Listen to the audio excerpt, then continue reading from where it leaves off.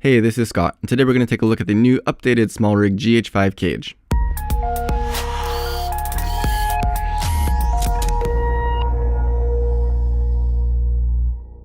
Not long ago, I reviewed the GH5 Cage made by SmallRig, and generally speaking, I loved it.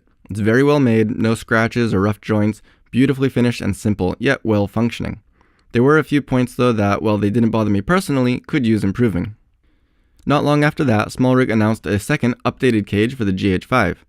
Some people have voiced frustration about already getting the now inferior first cage, but I applaud SmallRig for biting the bullet and fixing what needed to be fixed.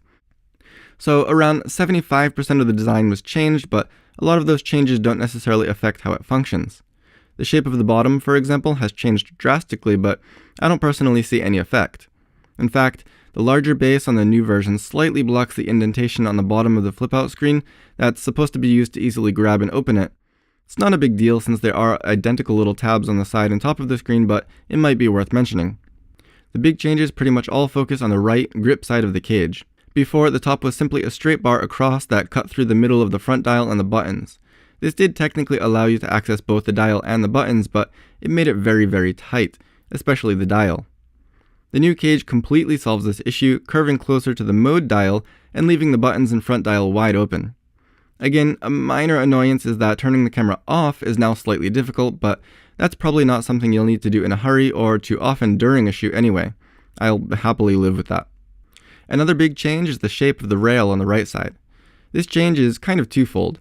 The space between the cage and the camera body is smaller, and the shape is contoured to perfectly match the contour of the GH5 grip. Both of these changes work together to make hand-holding the camera far easier and more comfortable. Of course, there's still a rail there, but it seems about as comfortable as could be with the cage attached. If you want more than that, I'd highly recommend their wooden side grip with the rosette NATO clamp, which I'll also be reviewing very soon. I swear, it was made specifically for my hand. There are other minor changes which mostly come along with the changes in its form factor, but most likely won't affect functionality. The placement of some screw threads have naturally changed, and the NATO rail on the right side is now half the height because of the contour for the grip, but it is still there. The left side, including the cold shoe mount, seems to be more or less unchanged. The top still leaves that hot shoe free, and there are the same small tabs in the front to help avoid the camera twisting out of place.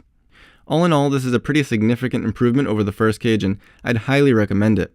If you have any questions about either version, please feel free to contact me or SmallRig. Be sure to check out these parts, which I'll link down in the description below. If you enjoyed this video or found it helpful, be sure to give me a thumbs up, subscribe to see more in the future, and as always, thank you for watching.